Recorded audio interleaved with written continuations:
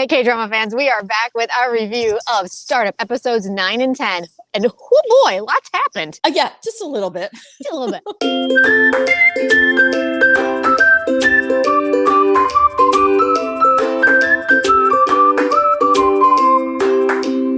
Welcome to the K-Drama Clubhouse. We do these 5-minute initial thoughts about the episodes that we just saw, but to dive even deeper, join us this weekend when we go live, because a lot happened in Startup this weekend. Holy moly. So much. And it was so funny because in our live, everyone kept going, oh my God, episode 10. Not everyone, because there's a bunch of us. We have kind of a spoiler. We're kind of kind about the spoiler on that episode because it's the same day. But everyone who would watch 10 was like, I can't wait for you to watch 10. And you were not kidding. 10 did not disappoint. So 9 and 10, you had said earlier before we started shooting, Marisa, that you found 9 to be a slower, smaller episode. Which I found really interesting because 10 was like... Yeah, episode 9, we were mostly out of the sandbox. Right. And it was really about Halmony and Dalmy, and then our two guys, somehow ended up sleeping in the same bedroom. Right. And just jockeying for position, wearing those charming but silly shirts. Exactly.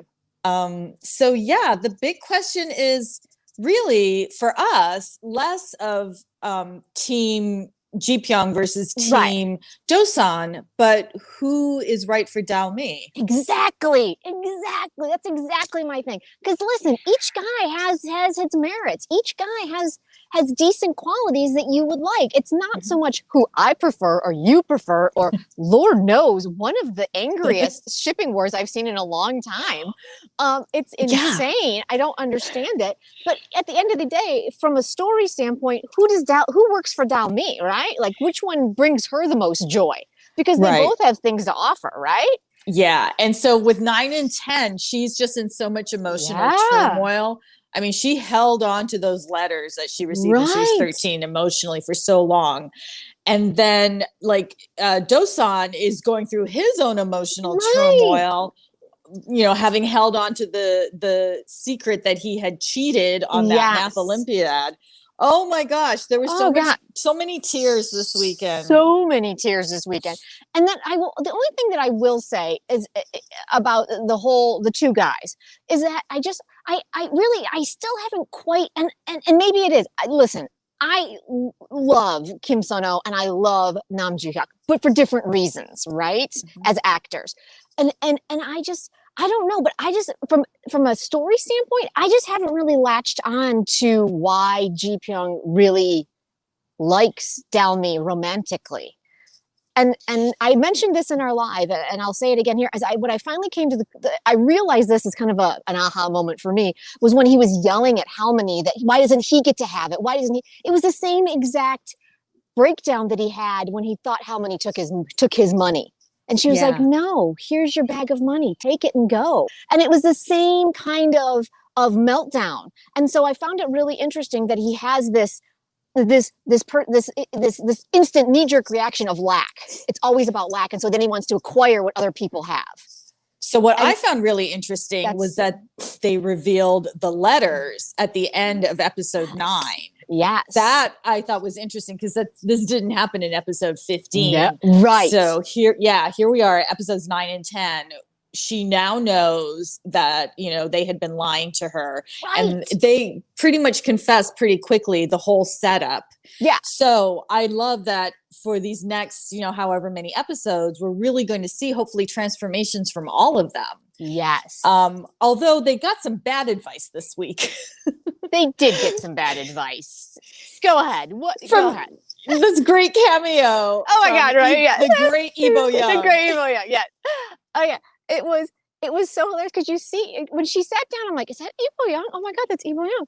And then you expect her to be this sage, deep, give you great insight of believing in yourself, and you will make no. What was her piece of advice? Ancestors. It was so fun. So good. I loved it. It was so fantastic. Right. So, I mean, you guys, there was so much to talk about, and we haven't even really touched on the fact that we got our revenge guy revealed. I have a quibble on that one though, Marisa. Yes. Are we supposed to believe that YongSan actually had a brother who committed suicide while at Sandbox, and the other two Samsan Tech guys had no idea? Right, because it only happened a few years ago. Right. And then he's been sitting in, JiPyeong's house and not saying anything. Nothing. And then right. So okay, dramas. I mean, they kind of tipped their hand to that earlier on, and so we kind of all were like, "Oh, is it him?" But now that it's revealed, you're kind of like, "Wait, I have so many questions." Like from just a character, like is he like a deep black ops operator here? Like, come on, you're an engineer. Anyway. So we have so many more thoughts. We really want you to join us Sunday when we go live on YouTube, because we will answer your questions. You can chat with us live.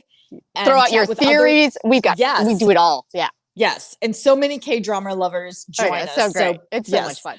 So please be sure to hit the reminder so that you know when it's coming, so that you can be part of the chat. Absolutely. And you can also go ahead and just subscribe right here. And once you do that, we'll send you a reminder that says, hey, we're live now. And then you can go, oh, hey, join us. Anyway.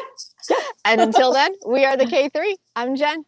I'm Marisa. And you are part of this K-drama clubhouse. So be sure to hit that like button, subscribe, and hit the notification bell. Yeah, absolutely. And if you kind of want to see what the live kind of looks like, you can go ahead and check it out right here. We have a great time. We look forward to seeing you then. Bye-bye.